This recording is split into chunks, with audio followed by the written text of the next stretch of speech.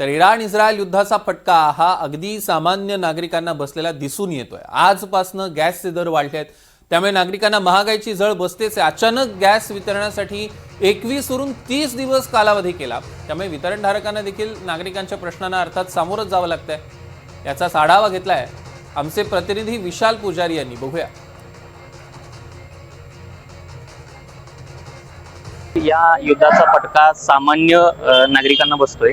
आजपासून गॅस दर जे आहेत ते वाढल्याचं पाहायला मिळते। साधारणतः सामान्य नागरिकांना याचा फटका जो आहे तो मोठ्या प्रमाणात बसतोय। साधारणतः 60 रुपयांनी गॅसचे दर जे आहेत ते वाढलेले आहेत। या ठिकाणी कोल्हापूरचे नागरिक जे सुद्धा आपण पाहतो की जे गॅस खरेदी घरगुती गॅस खरेदी करण्यासाठी आलेले आहेत।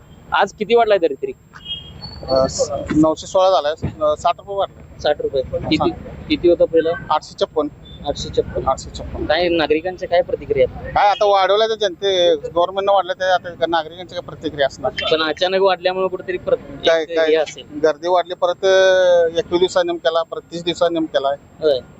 त्यामुळे नागरिकांचा जरा कुचंबा व्हायला लागला। नक्कीच हे काय गॅस आत्ताच घेतला काय? किती झाला? आता बघा 916 रुपये झाले। 916 बापरे, भरपूर वाढली। भरपूर म्हणजे आता युद्ध त्यांचं आणि त्रास आपल्याला व्हायला लागला।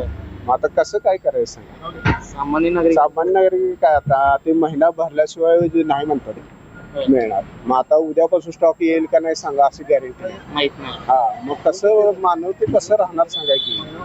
युद्ध कशासाठी चाललंय ते पण कळणार नाही आणि त्रास पूर्ण पृथ्वीला व्हायला।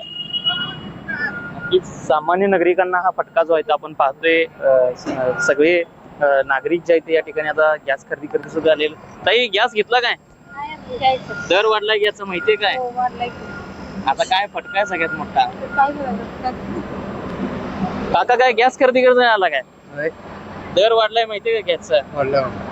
916 घेतलं। 916 झालाय, फटका आहे मोठा। काय करायचं ते झालं, आता काय अवघड जायचं। आणि सामान्य नागरिकांना फटका यायचा। हे सगळे नागरिक जे आहेत ते कोल्हापूरकर जे आहेत ते या ठिकाणी गॅस खरेदी करण्यासाठी आलेले आहेत। मात्र आज अचानकपणे 60 रुपयाचा वाढीव रेट जो आहे तो पाहायला मिळतोय। त्यामुळं नागरिकांच्या सुद्धा कुठेतरी सामान्यांच्या प्रतिक्रिया ज्या आहेत ते पाहायला मिळतात की सामान्यांना या सगळ्या युद्धाचा झळा जो आहे तो बसताना पाहायला मिळतोय।